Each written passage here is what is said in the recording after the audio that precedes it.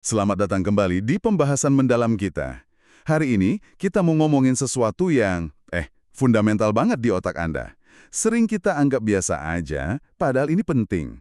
Kemampuan buat berhenti sejenak dan mikir. Ini bukan cuma diam pasif gitu ya, tapi proses aktif yang jadi inti gimana kita ambil keputusan, belajar hal baru, dan yang penting banget nih, gimana kita nahan pengaruh dari luar. Betul sekali. Sumber kita kali ini, bab 10 dari buku Brainwashing, The Science of Thought Control. Judul babnya spesifik banget, The Power of Stop and Think, kekuatan berhenti dan berpikir. Kita bakal bongkar nih, gimana sih mekanisme ini kerja di saraf kita? Iya. Dan kenapa ini krusial banget? Nggak cuma buat sehari-hari, tapi juga kalau kita ngomongin soal pengaruh sosial, persuasi, bahkan, upaya cuci otak ekstrim yang juga dibahas di buku ini. Konteksnya jadi luas ya. Nah, jadi misi kita sekarang, paham fondasi neurologisnya. Soal pertimbangan dan refleksi sadar, seberapa sering sih kita beneran pakai kekuatan ini? Atau jangan-jangan kebanyakan otomatis saja? Mari kita telusuri bareng-bareng gimana otak Anda ngasih kekuatan buat nggak cuma reaksi, tapi juga merenung. Oke, menarik nih. Oke, kita langsung bedah aja ya intinya. Jelaskan, nggak semua respon kita itu instan, kayak refleks gitu. Ada momen kita nimbang-nimbang dulu, ragu, atau mikirin langkah berikutnya. Otak tuh kayak punya rem sama kemudi internal gitu. Nah, gimana sih sebenarnya proses berhenti dan mikir ini kerja di level sirkuit otak? Oke, jadi proses ini memang bisa dibilang pusatnya ada di bagian depan otak kita. Namanya korteks prefrontal atau sering disingkat PFC. Bab 10 ini pakai contoh yang bagus banget buat jelasinnya, yaitu lewat gerakan mata kita atau sakad. Oh, gerakan mata yang cepat itu ya? Otomatis, misalnya mata Anda nangkep sesuatu, informasinya bisa langsung lari ke area kayak superior colliculus atau SC di otak tengah. SC, oke. Nah, area ini kayak stasiun pemancar cepat gitu, yang langsung micu gerakan mata refleksif. Terutama buat stimulus yang simple, atau yang menonjol, atau yang udah Anda antisipasi, kayak ada sesuatu gerak tiba-tiba di pinggir pandangan gitu. Ah, oke. Itu jalur cepatnya ya? Tapi itu baru satu jalur ya. Ada jalur lain yang lebih lambat, lebih muter-muter, lebih kompleks. Jadi informasi visual dari retina nggak cuma ke SC aja, tapi juga ngalir ke korteks visual di belakang otak. Terus diproses lagi di area-area lain, kayak korteks parietal posterior atau PPC ini yang bantu kita paham di mana letak objek. Terus ada inferotemporal cortex, ITC, ini buat ngenalin apa objeknya. Ada juga frontal eye fields, FEF, ini buat rencana gerakan mata. Nah, semua info yang udah diolah ini? Wah, banyak ya tahapnya. Iya, lumayan. Semua info ini akhirnya dikirim ke manajer utamanya, yaitu si PFC tadi. Semakin kompleks atau semakin nggak terduga stimulusnya, semakin banyak area ini terlibat, dan peran PFC makin besar. Jadi PFC ini kayak bosnya gitu ya, yang nerima laporan dari semua bagian? Bisa dibilang gitu. Di PFC ini keajaibannya terjadi.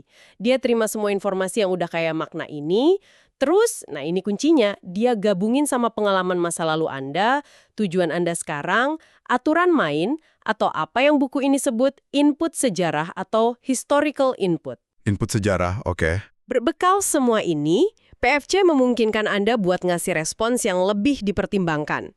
Lebih fleksibel, nggak cuma sekedar reaksi otomatis terhadap apa yang Anda lihat. Nah, inilah inti mekanisme berhenti dan berpikir. Kemampuan buat ngelihat lebih dari stimulus sesaat dan mempertimbangkan konteks yang lebih luas. Jadi kebayang ya, bedanya kayak kita kaget dengar pintu dibanting keras. Itu kan refleks jalur cepat STY tadi. Dibandingin sama pas kita mikir langkah catur berikutnya. Nah, persis. Yang kedua ini kan butuh jalur lambat. Analisis mendalam oleh PFC, nimbang-nimbang kemungkinan berdasarkan pengalaman dan aturan. PFC ini kayak dirijen orkestra gitu ya. Mastiin semua main harmonis, nggak cuma instrumen solo yang bunyi sendiri-sendiri. Analogi yang bagus sekali, betul. Tapi kalau gitu, kenapa ya mikir mendalam ini sering banget rasanya berat atau butuh usaha gitu? Nggak kayak refleks yang otomatis aja. Kenapa ngerahin PFC ini bikin capek? Pertanyaan bagus. Dan bab 10 ini ngasih penjelasan neurologisnya. Aktivitas di PFC itu memang paling tinggi dan paling terasa pas kita lagi belajar sesuatu yang baru. Atau pas ngadepin tugas yang menantang yang belum kita kuasai. Contohnya? Misalnya pas pertama kali belajar nyetir mobil. Anda kan harus sadar banget perhatiin tiap detail.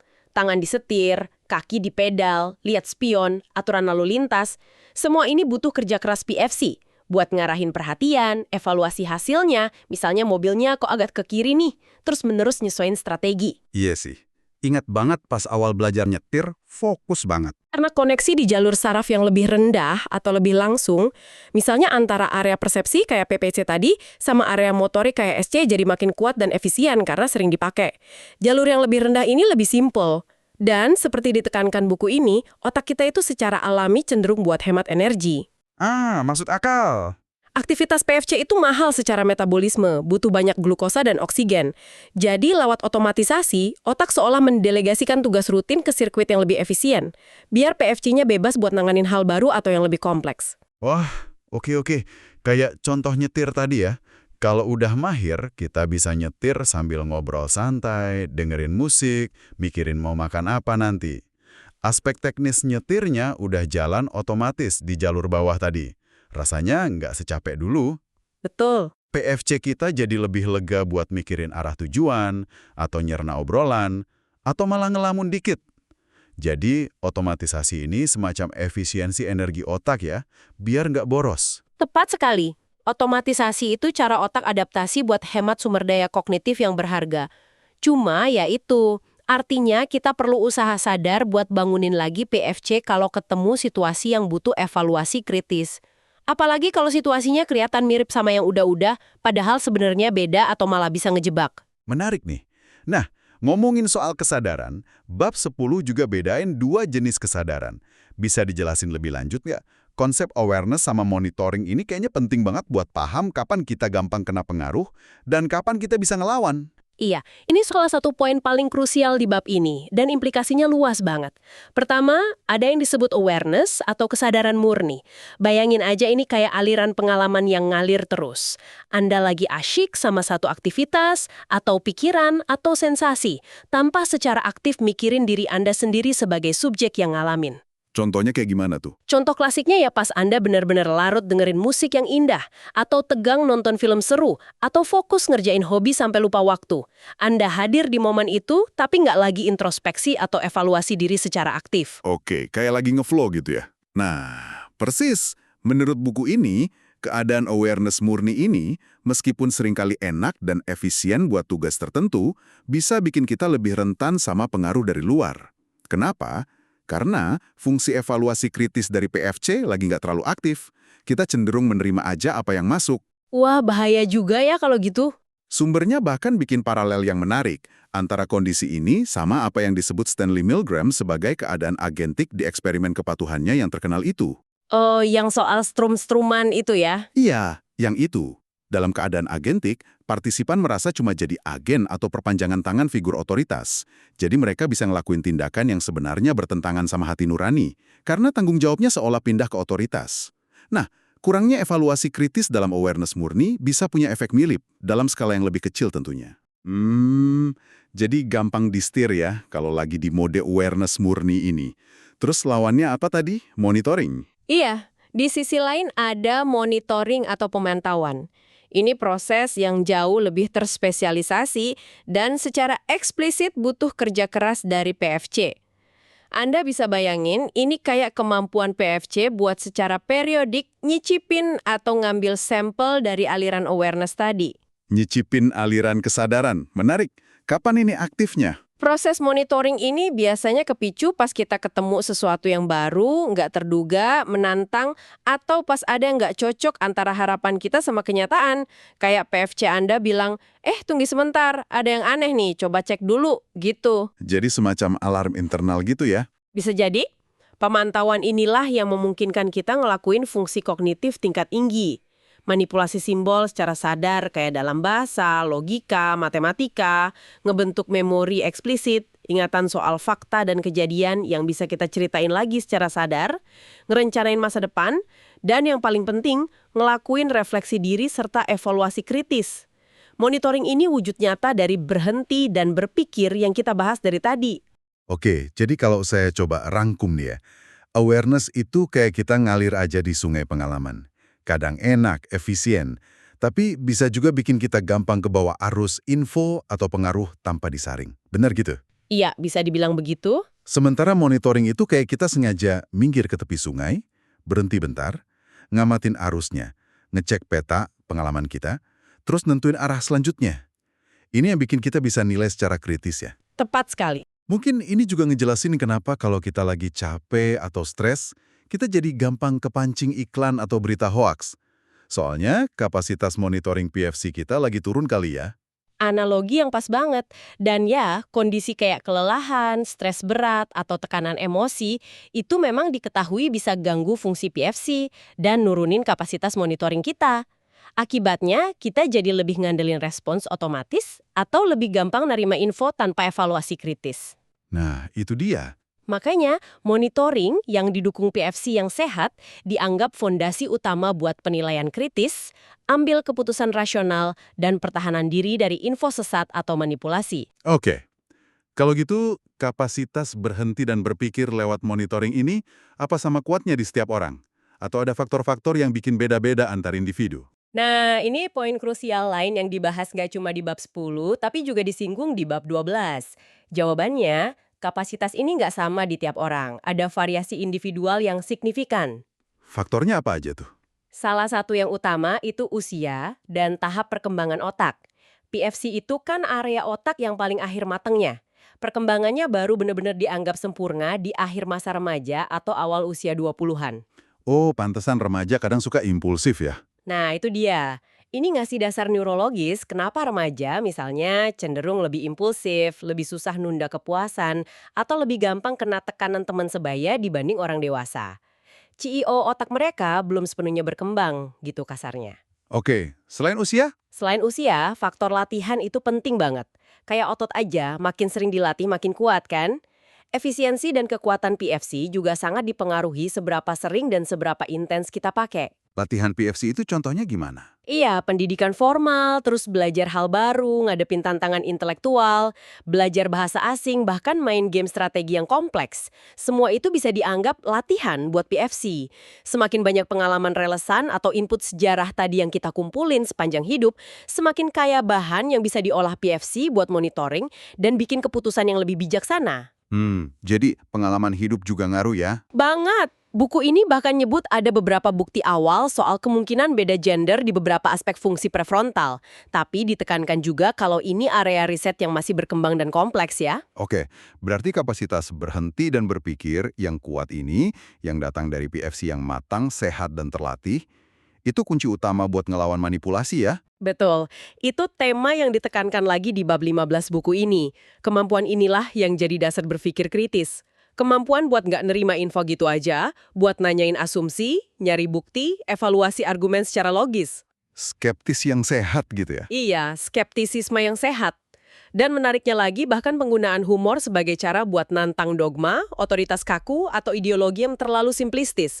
Humor kan seringnya nunjukin inkonsistensi atau absurditas, nah itu butuh kerja PFC tuh. Wah, baru kepikiran soal humor ini. Sebaliknya, banyak teknik cuci otak atau pengaruh ekstrim yang dibahas di bagian lain buku ini, kayak siksaan psikologis, isolasi sosial jangka panjang, bombardir pesan berulang, induksi takut atau stres kronis, sampai tekanan kelompok yang intens, itu seringkali tujuannya, implisit atau eksplisit, buat ngebajak atau ngelumpuhin fungsi PFC ini.